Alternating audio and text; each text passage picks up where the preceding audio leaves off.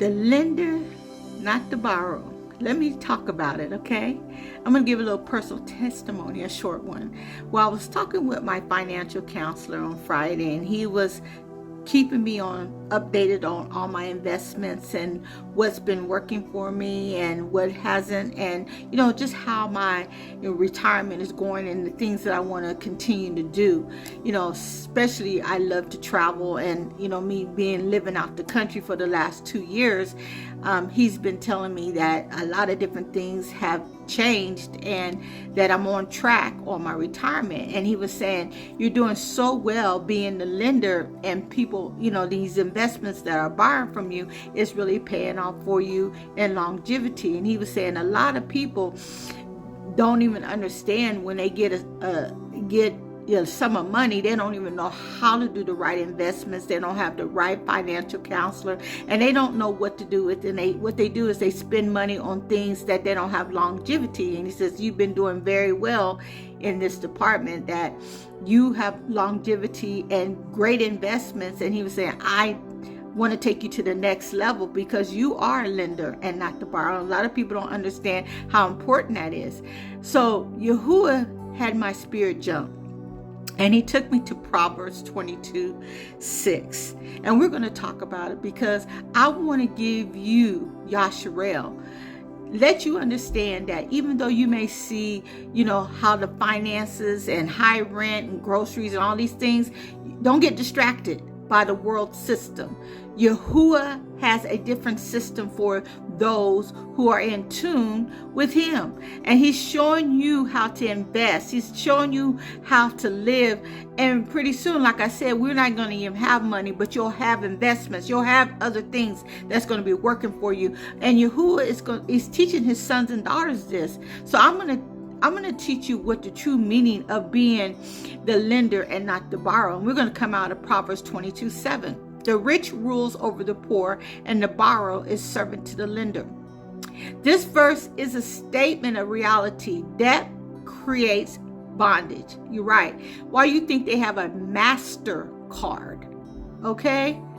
They have MasterCards, American Express, they have the Black Card, they have Visas, they have every card, store cards, gas cards, every card that you can think of. And it's to keep you in bondage. The lender has control, authority, and leverage. The borrower lives under obligation. And that's what my financial counselor was telling me. In Hebrew thought, servant here is not just about finances, but about loss of freedom. Debt ties your time, energy, and choices to someone else's will. That's the reason why in the last 15 years, I've been living free. I've been able to travel. I've been able to do so many things because I'm focused on kingdom mindset of business and doing the things for the kingdom. And I'm not tied to this world system, Babylonian system. Yahuwah is speaking. He's teaching us what we should be doing with our finances. Now, the precepts is Romans 13:8. Owe no man anything. You hear that? Owe no man anything, but to love one another. Deuteronomy 15:6. Yahuwah blesses you. You shall lend unto many nations, but you shall not borrow. I'm not borrowing anything. When I buy something, I have it. I don't have to borrow. I don't have to put it on credit. I don't have to do any of that. I have it because he taught me this principle about 15 to 20 years ago. You should be the lender.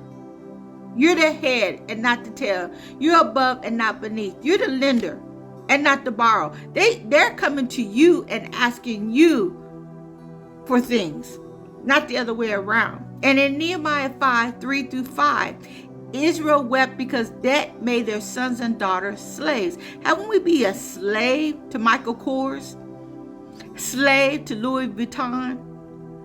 Slave to bills and rents and car notes and credit cards and nails and hair and cosmetic surgery? We're just slaves, okay? Slaves. The world system Babylon thrives on keeping people enslaved by debt. This is Babylon. America, you got so many people coming here from other countries. They saying, let's to do a better life. What they were saying, they want to come and live off the free systems that we have and that the taxpayers pay for. Now that they know they can't do that anymore, there's no reason why they should come. They need to fix their own countries, right? We're enslaved by credit cards, mortgages, loans, and interest. Proverbs 22:7 exposes this trap. But Yahuwah's covenant flips the script. In Deuteronomy 28, 12 through 13, if you diligently obey, you hear that? Diligently obey. Yahuwah blesses your work, rain, and resources, so you are the head and not the tail, above and not beneath, the lender and not the borrower. You just heard what I just said.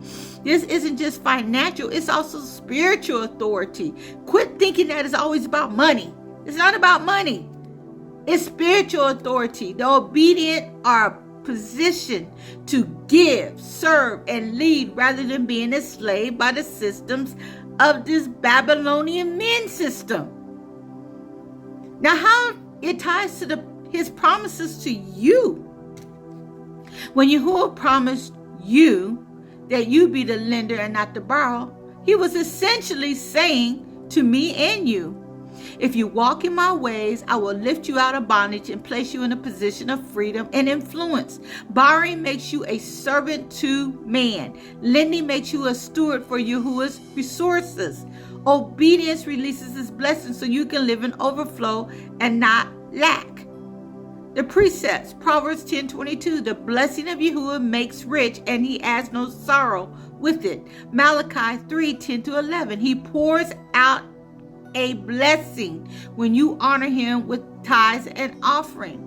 2 Corinthians 9:8, Elohim is able to make all grace abound to you so that you always have sufficiency in all things and abundance for every good work.